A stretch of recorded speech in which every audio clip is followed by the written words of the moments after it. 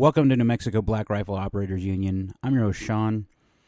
And rather than go into the news and, rant on the culture war stuff like I have for the last 2 days, I thought I would do something a little more fun today, a little bit more apropos to the 2A. And mostly because I've had this discussion coming up with a couple of my friends just in passing. Both of them are both really avid shooters, and they listen to New Mexico Black Rifle Operators Union. So I thought I would talk about barrel lengths because it seems to be an issue that people don't really understand a lot about it. And why is that? And I think it has to do with there's a lot of confusing information out there. A lot of people equate extreme long barrels with extreme performance hits for velocity, and that's not always the case. There's a point where there's a diminishing return where all the energy, all the powder that was in the case is burnt out, and all that gas pressure that would form doesn't actually push the bullet any faster because it's not under compression, so to speak, as it's going through there. But it's also really important when we talk about barrel lengths when it comes to velocity-dependent cartridges like the 5.56 or the 223. What I'm going to talk about is that there's several studies that are out, and it'll show you the how slow or how fast the bullet's actually going. And there's a couple things to note here that we need to think about, though. So the 223 was originally designed with like a 1 in 10 or a 1 in 12 twist rate. So that's how many times the bullet will actually revolve in the barrel as it goes out. But that's designed around a 55 grain bullet projectile. Well, modern bullets, we've started getting into heavier bullets with the 5.56, but we still need to maintain that speed to get its energy that it needs to impart on its target. So this is where we start talking about twist rates. Okay.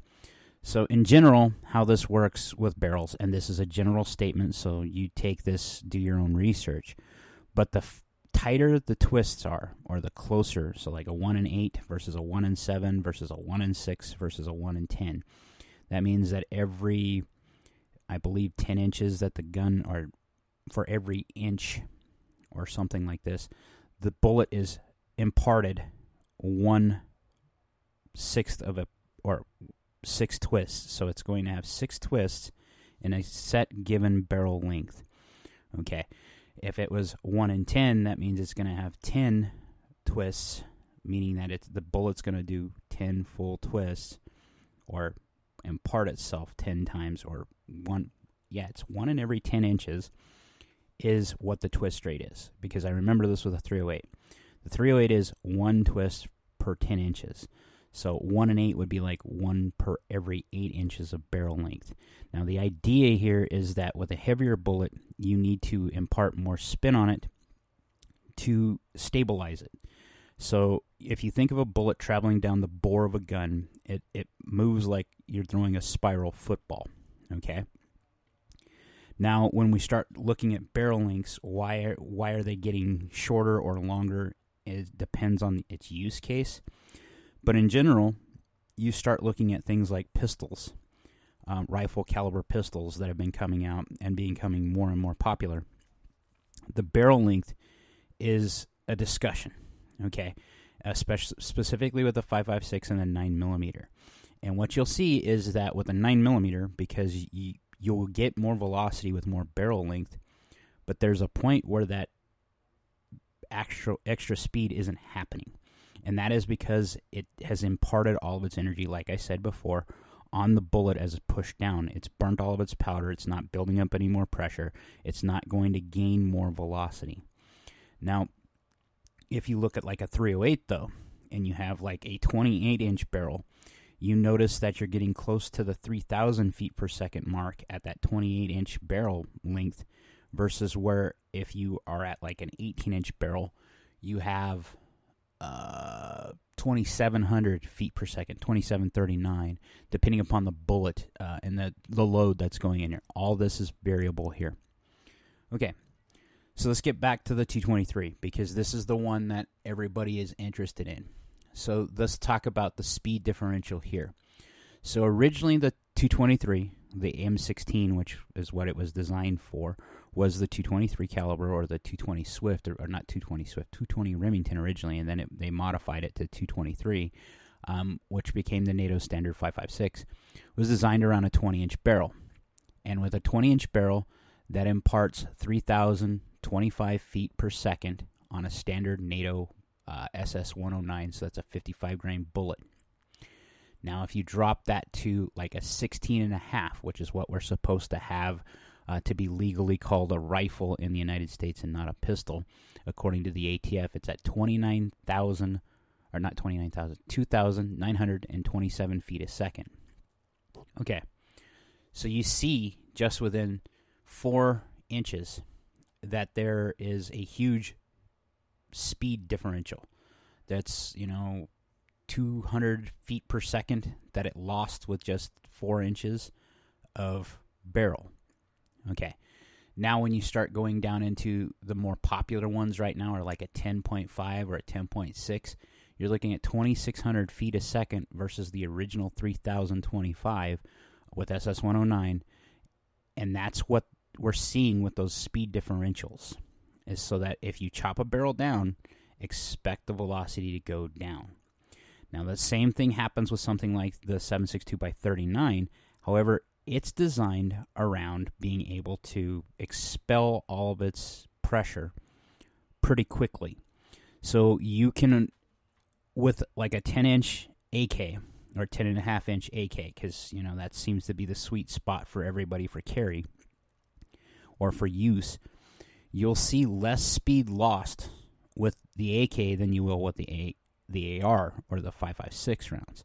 And that has to do with the twist rate and how it actually explodes in the chamber, not the cartridge, but the powder charge does, and pushes the bullet down the range, or down the barrel down range.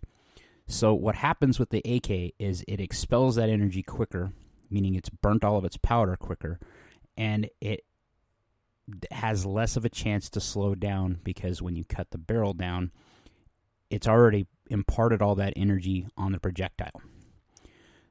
The 5.56 or the 223, it doesn't burn all of its powder as rapidly as the AK does.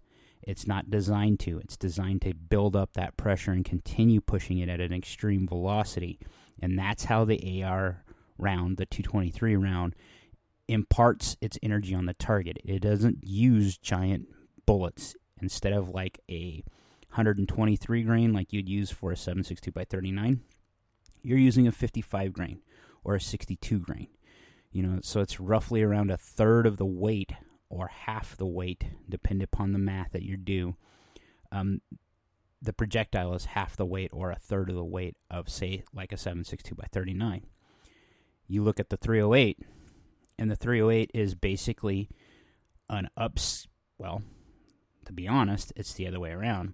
The 5.56 is a downscaled 308 cartridge or 7.62x51 cartridge. Because in the NATO parlance, we like the bottleneck cartridges because we like higher pressures that impart more energy on the projectile as it's traveling down range. Now, when I'm talking about these barrel lengths, because I've had discussions about them, and a lot of people have asked, well, why would you get an 8-inch AR, if you're using a 5.56? In my humble opinion, you wouldn't. One thing you need to be very cognizant of is when you start shortening the barrels of these guns, you're also making them louder.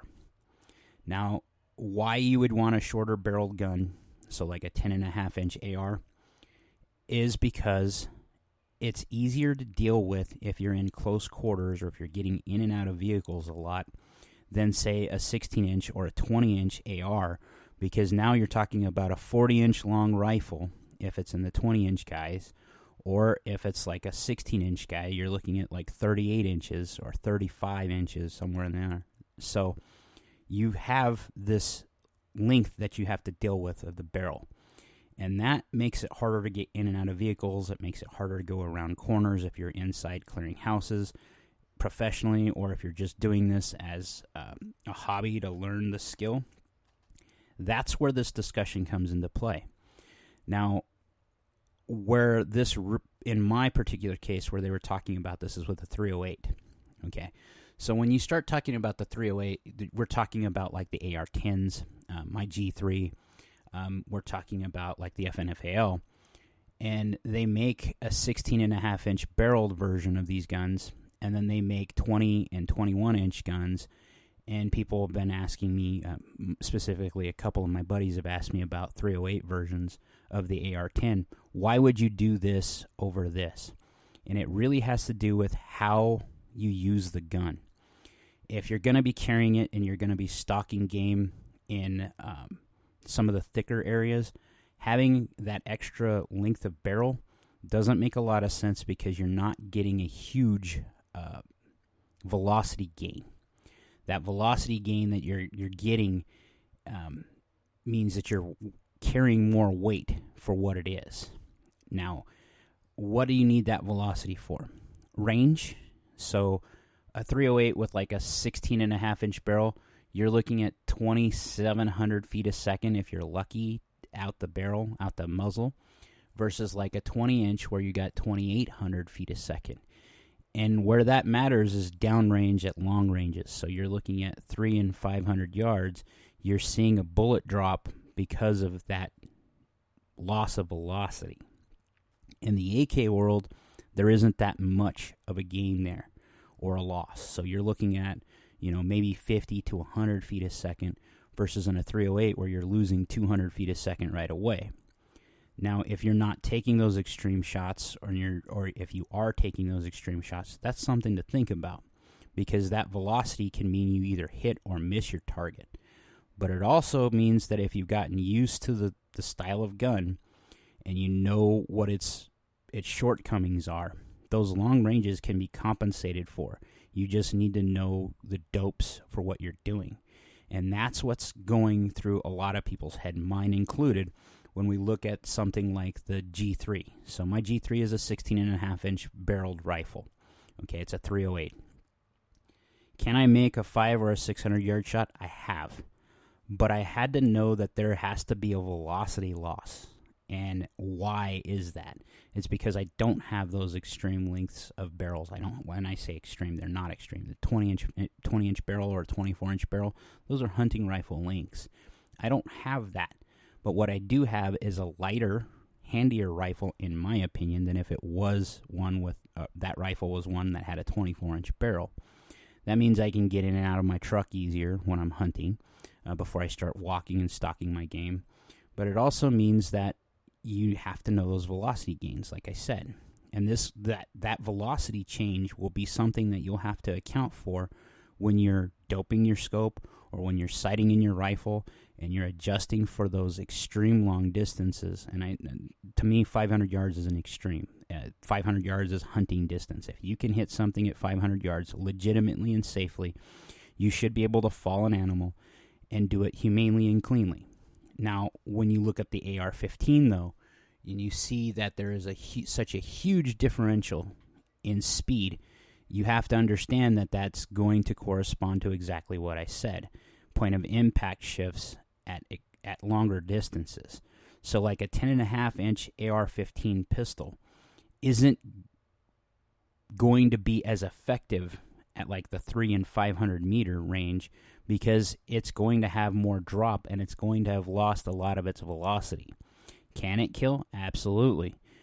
Is it what it's designed to do, though? No, it's not. Then you start looking at something like the 9mm, and you have this inverse weird effect where you take like a 6-inch pistol for a 9mm Luger, and you are using like a 115 grain bullet, and you have 1,400 feet a second out of a 6-inch. So think of like a Glock 17L long slide, okay? And then if you look at like a rifle like a High Point or an MP5 that has a long 16-inch barrel, now you're seeing that the velocity only went up to 1,550. So was there a velocity gain? Absolutely, because it had more time to impart the energy onto the bullet. But there's not that much when you start looking at that 16-inch versus like a 6-inch. Why is that?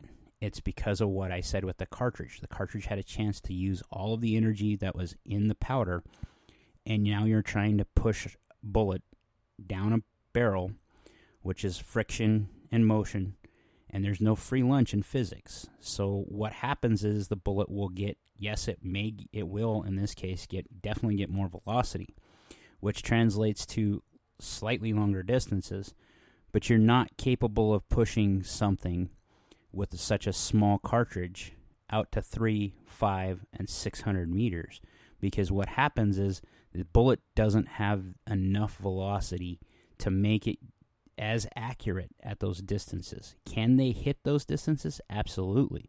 But what you're going to see is that the point of impact is going to be, feet off from where it should be with like a normal rifle cartridge.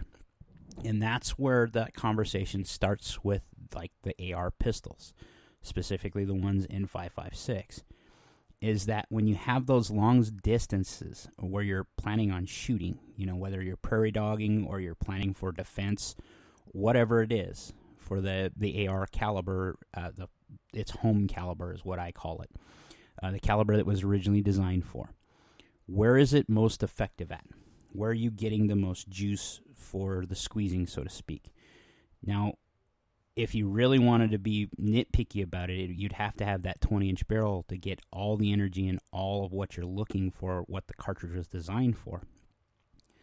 But let's be honest, a 20-inch AR is a large, unwieldy object. I've had them. I like them.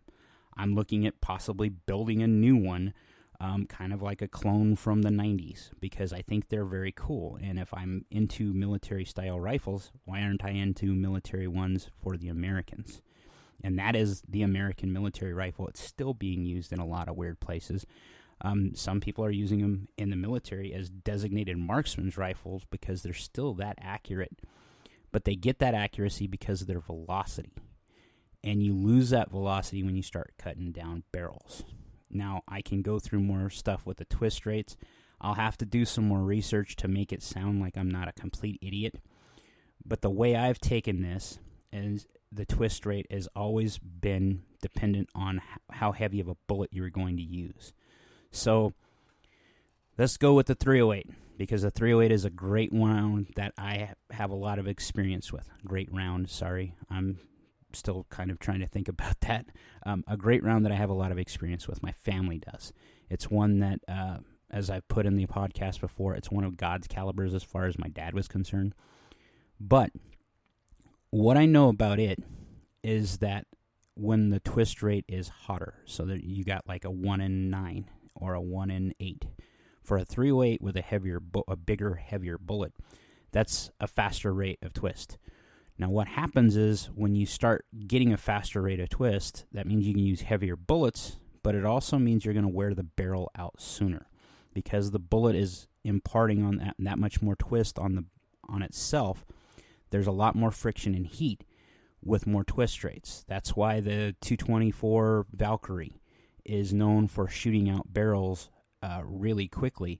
It's using a heavier 223 bullet or 224 bullet, but it's using it at an extreme speed. And one of those twist rates that has been the hot button issue for that particular caliber is like a 1 in 6 or 1 in 6.5 inches that are twist rate. What that does is, like I said, you're twisting the bullet, or you're spinning that bullet faster down the barrel. That creates more heat and friction. That's what will cause the barrel to wear out. As you reload and you start making hotter loads, that's something to be cognizant of. Modern barrels don't last as long as older ones. And I say that having had like K98s that have had thousands of rounds through them, because you got it when it was already a military surplus gun, but the bore looks brand new.